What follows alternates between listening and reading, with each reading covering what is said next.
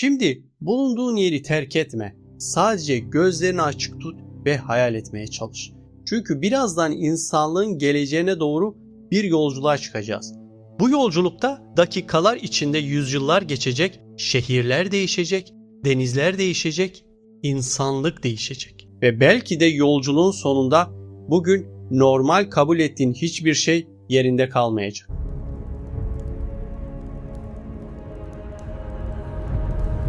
Zamanı hızlandırıyorum. Önce birkaç nesil geçiyor. Sonra bir yüzyıl. Ardından bir yüzyıl daha. Şimdi dur. Etrafına bak. Yaklaşık 200 yıl sonrasındasın. İlk fark ettiğin şey sessizlik oluyor.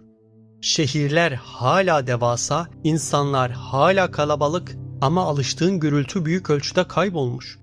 Motor sesleri yok, egzoz kokusu yok, trafik ışıkları bile yok. Gökyüzünde sessizce hareket eden araçlar görüyorsun. Birçoğu tamamen otomatik. İnsanlar artık direksiyon başında saatler geçirmek zorunda değil. Hastaneler eskisi kadar dolu değil. Çünkü bugün ölümcül kabul edilen birçok hastalık çoktan tarihe karışmış durumda. Ortalama insan ömrü belirgin şekilde uzamış.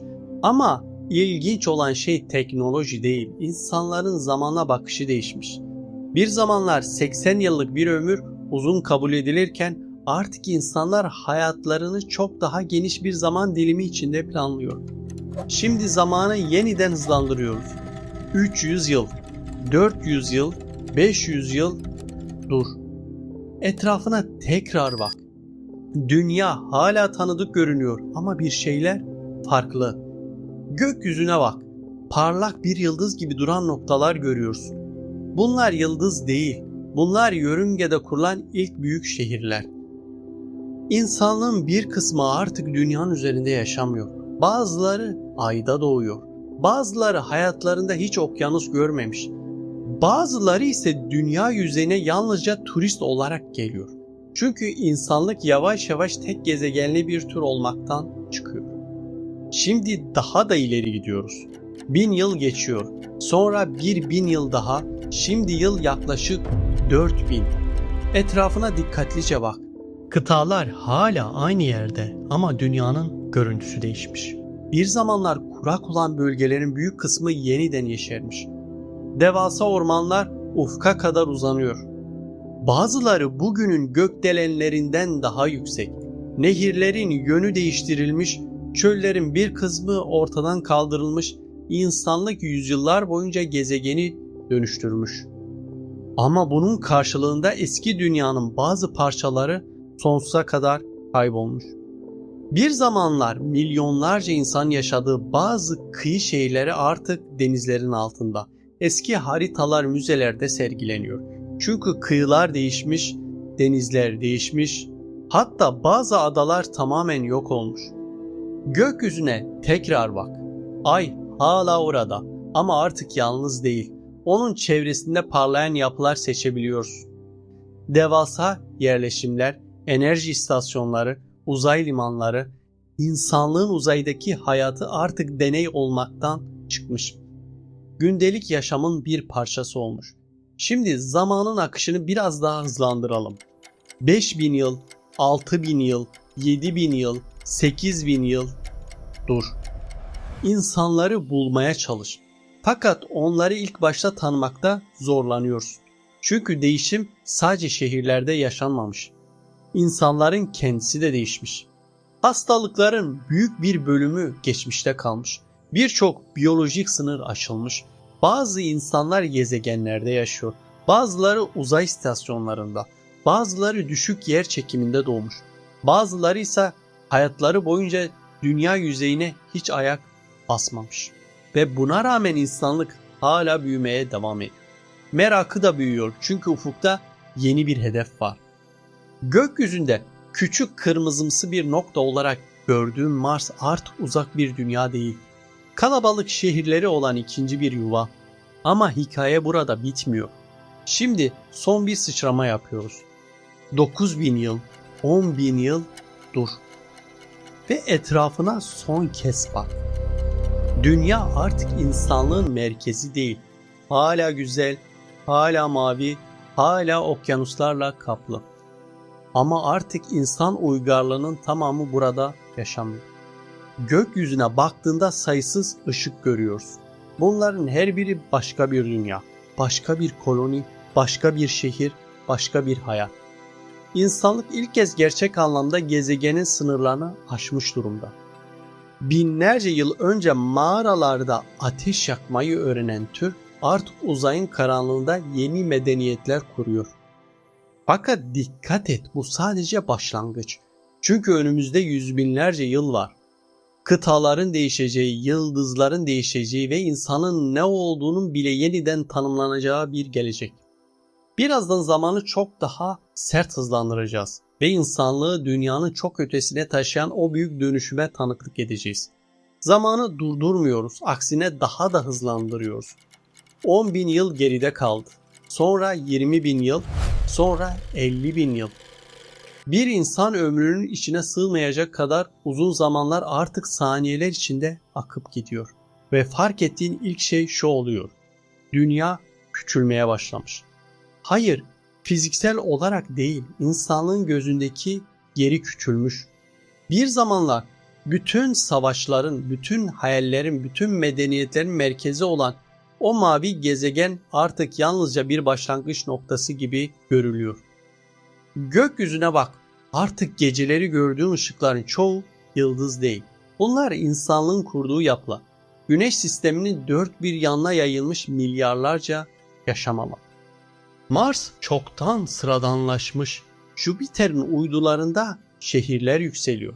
Satürn'ün halkaları arasında enerji istasyonları dönüyor. Bir zamanlar teleskoplarla hayranlıkla izlenen yerler artık insanların yaşadığı mahallelere dönüşmüş. Şimdi biraz daha ileri gidiyoruz. 100.000 yıl, 200.000 yıl, 500.000 yıl. Dur. Etrafına dikkatlice bak. Bir şeyler eksik. İnsanlar. En azından senin bildiğin anlamdaki insanlar. Çünkü artık aynı görünmüyorlar. Bazıları hala dünyadaki atalarına benziyor ama çoğu farklı. Mars'ta doğan nesiller farklı yer çekimine uyum sağlamış. Dış gezegenlerde yaşayan topluluklar farklı bedenler geliştirmiş. Uzay istasyonlarında yaşayanlar farklı. Bazı koloniler biyolojilerini değiştirmiş. Bazıları ise beden kavramını tamamen terk etmiş. Artık insanlık tek bir tür gibi görünmüyor. Aynı kökten çıkan sayısız farklı dala benziyor. Ama ilginç olan şu, kimse bunu garip karşılamıyor. Çünkü onlar için değişim hayatın doğal bir parçası.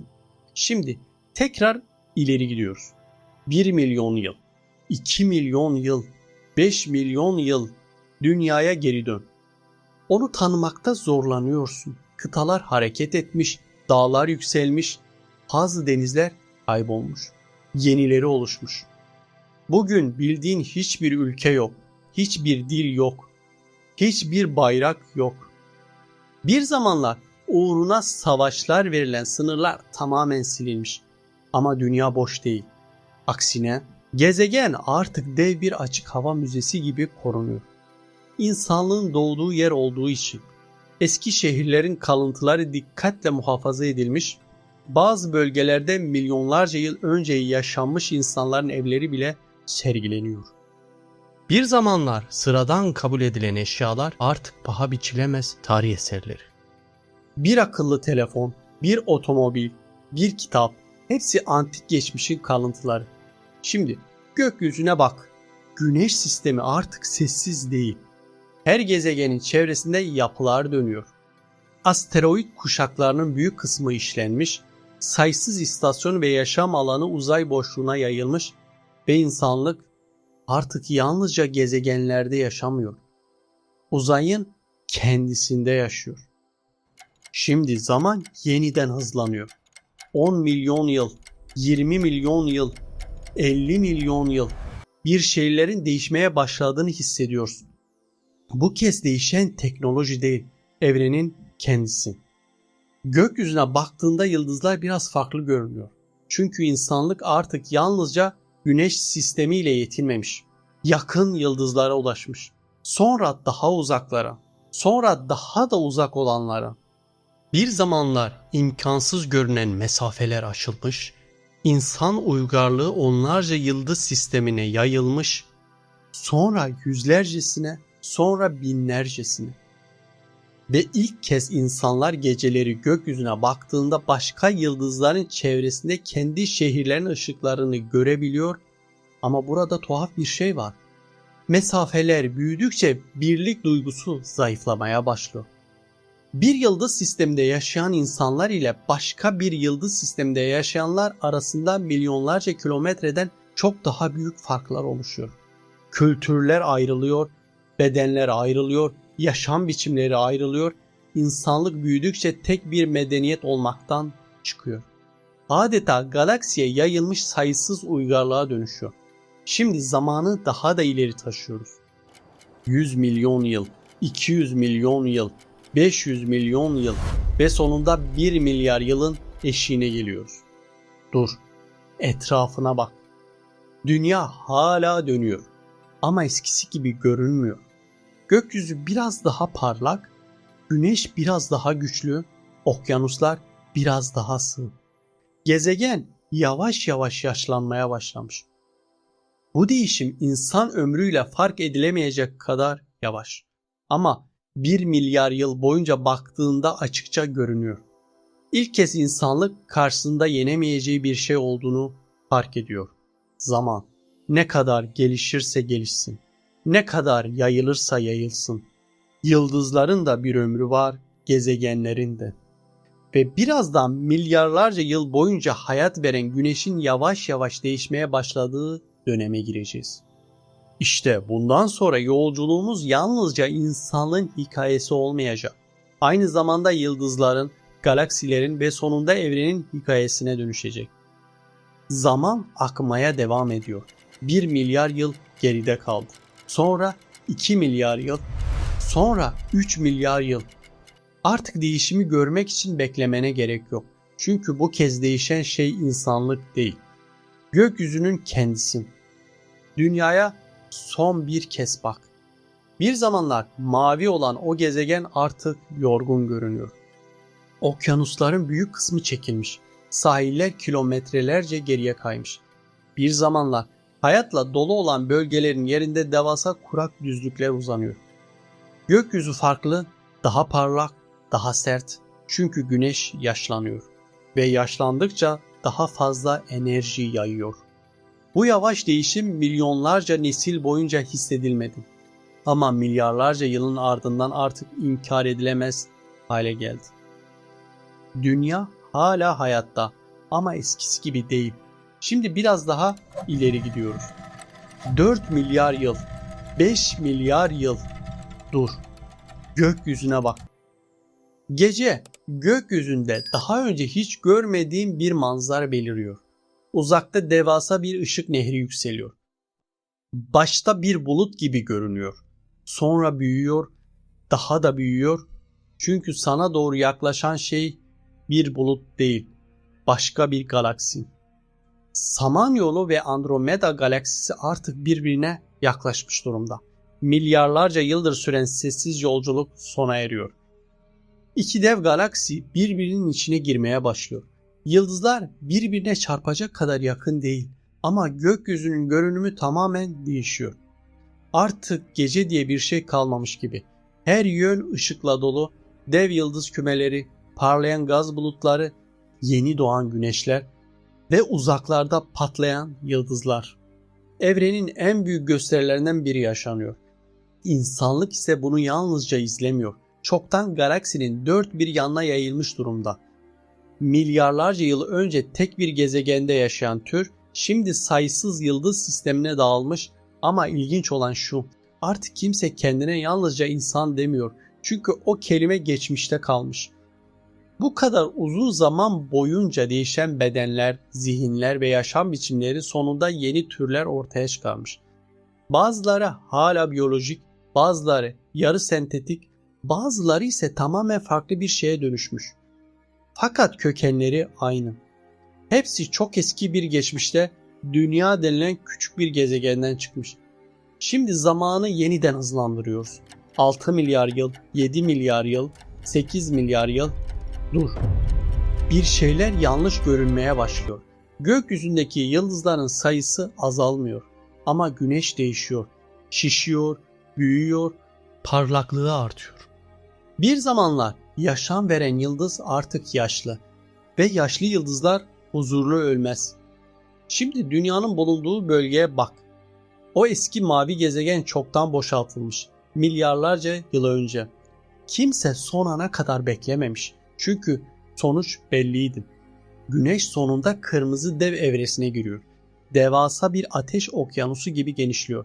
Merkür kayboluyor, sonra Venüs, dünyanın kaderi ise belirsiz. Belki tamamen yutuluyor, belki kavrulmuş bir kaya parçası olarak dışarı savruluyor. Ama artık bunun bir önemi yok. Çünkü insanlığın torunları çoktan başka yıldızlara gitmiş durumda. Yine de tuhaf bir his var. İnsanlığın doğduğu dünya yok oluyor ve onunla birlikte milyarlarca yıllık bir hikaye sona eriyor. Şimdi daha da ileri gidiyoruz. 10 milyar yıl, 20 milyar yıl, 50 milyar yıl, 100 milyar yıl. Dur. Gökyüzüne bak. Bir şeyler fark edeceksin. Evren sessizleşmeye başlamış. Yeni yıldızların doğumu giderek azalıyor. Çünkü yıldız yapmak için gereken gaz miktarı tükeniyor. Bir zamanlar galaksiler yeni güneşler üretirken şimdi daha cimri davranıyorlar. Evren yaşlanıyor. İlk kez bu kadar net hissediyoruz. Parlak genç yıldızların yerini yaşlı yıldızlar alıyor. Mavi yıldızlar kayboluyor. Kırmızı ve sönük yıldızlar çoğalıyor. Sanki bütün evren yavaş yavaş nefesini veriyor. Ama yolculuk bitmedi. Henüz değil. Çünkü insanlığın torunları bunun farkında ve milyarlarca yıldır hazırlık yapıyorlar. Yıldızların enerjisini toplamayı öğrenmişler. Gezegenleri taşımayı öğrenmişler. Hatta bazı yıldız sistemlerini yeniden düzenlemeyi bile öğrenmişler. Fakat ne kadar güçlü olursa olsunlar, değiştiremeyecekleri bir gerçek var. Evrenin yakıtı sonsuz değil. Şimdi zamanı son kez sertçe ileri sarıyoruz.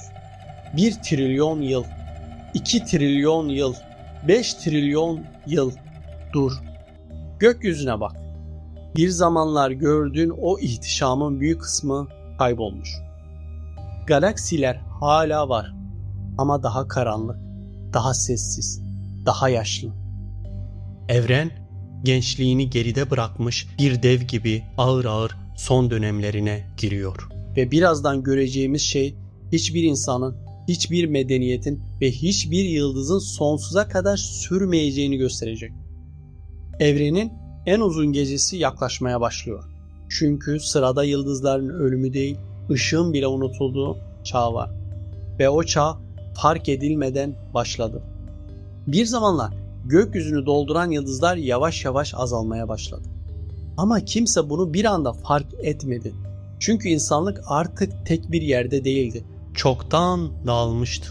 Yıldız sistemlerine yayılmış, gezegenleri aşmış, kendi yarattığı yapay güneşlerin etrafında yaşayan sayısız varlığa bölünmüştü. Artık insan dediğin şey tek bir beden değildi. Tek bir zihin de değildi. Bazıları biyolojiyi çoktan terk etmişti. Bazıları düşünceyi enerjiye çevirmişti. Bazıları milyonlarca bilinci tek bir varlıkta birleştirmişti. Ama hepsinin içinde aynı sessiz farkındalık büyüyordu. Evren değişiyordu. Ve bu değişim onlara bağlı değildi. Önce yıldızların doğumu yavaşladı. Yeni güneşler eskisi kadar kolay oluşmamaya başladı. Galaksilerin içindeki gaz bulutları seyrekleşti. Bir zamanlar ışıkla dolu olan boşluklar artık daha karanlıktı. İnsanlık buna çözüm bulmaya çalıştı. Ölen yıldızların enerjisini topladılar. Sönmekte olan sistemleri yeniden düzenlediler. Kendi yapay yıldızlarını ürettiler. Ama her çözüm sadece biraz zaman kazandırdı. Çünkü evrenin kendisi yaşlanıyordu. Ve yaşlanmayı durdurmak mümkün değildi. Sonra bir şey daha oldu. Bazı yıldızlar doğmadan önce yok olmaya başladı. Sanki evren artık yeni ışık üretmeyi unutuyordu. Aynı dönemde insanlık da ilk kez büyümeyi durdurdu. Yeni zihinler eskisi kadar kolay doğmuyordu. Yeni bilinçler oluşmuyordu. Genişleme yavaşladı sonra durdu ve iki farklı şey aynı anda gerçekleşti. Evren ışığını kaybediyordu ve insanlık geleceğini. Galaksiler hala oradaydı ama içleri boşalmaya başlamıştı. Bir zamanlar canlı olan sistemler artık sessizdi. İnsanlığın son kalıntıları evrenin en yaşlı bölgelerinde toplanmıştı. Orada en uzun ömürlü yıldızların çevresinde küçük cepler halinde yaşam devam ediyordu. Ama artık kimse sonsuzluk kelimesine inanmıyordu. Çünkü sonsuzluk bile tükeniyordu. Sonra milyarlarca yıl geçti. Yıldızlar birer birer söndü. Galaksiler karardı. Işık evrenin en nadir olayı haline geldi. Ve insanlık artık çoğalmıyordu. Hatta çoğu yerde yaşam çoktan durmuştu. Sadece son tanıklar kalmıştı. Evrenin farklı köşelerinde dağılmış birkaç bilinç. Kendi yarattıkları yapay ışıkların içinde yaşayan son varlıklar. Ve hepsinin baktığı tek bir şey vardı. Karanlık. Çünkü artık gökyüzü diye bir şey yoktu. Sadece boşluk vardı. Son yıldızlar söndüğünde insanlık hala hatırlıyordu. Dünyayı, güneşi, okyanusları, rüzgarı. Ama hatıralar bile enerjiye ihtiyaç duyar. Ve enerji azaldığında hatıralar da sönmeye başlar. Bir gün son galaksinin ışığı da kayboldu. Ve evren ilk kez tamamen karanlığa gömüldü. Ne yıldız vardı, ne gezegen, ne de bir ışık kaynağı. Sadece genişleyen, soğuyan bir boşluk. Ama bu boşlukta bile bir şeyler hala bitmemişti. Çünkü insanlığın son kalıntıları hala vardı. Çok zayıf, çok dağılmış ama hala düşünen, hala hatırlayan ve hala soran. Biz buraya nasıl geldik? Son cevap hiçbir zaman gelmedi. Çünkü cevap verecek evren bile artık konuşmuyordu. Son bilinçler, son ışık kaynaklarını da tükettiğinde artık geriye hiçbir şey kalmadı. Ne insanlık, ne galaksi, ne de yıldızlar. Sadece sessiz bir evren. Ama bu sessizlik bir boşluk değildi. Bu hem evrenin hem de insanlığın aynı anda kapanış sesiydi. Bir zamanlar küçük bir gezegende başlayan hikaye şimdi hiçbir yerde bitmişti. Ve hiçbir yer bunu hatırlamıyordu. Ben İbrahim Ertaş. Eğer bu yolculuk hoşunuza gittiyse videoyu beğenmeyi, yorum yapmayı ve kanala abone olmayı unutmayın. Bir sonraki videoda bilinmeyenin başka bir köşesinde yeniden buluşmak üzere. Kendinize iyi bakın. Hoşça kalın.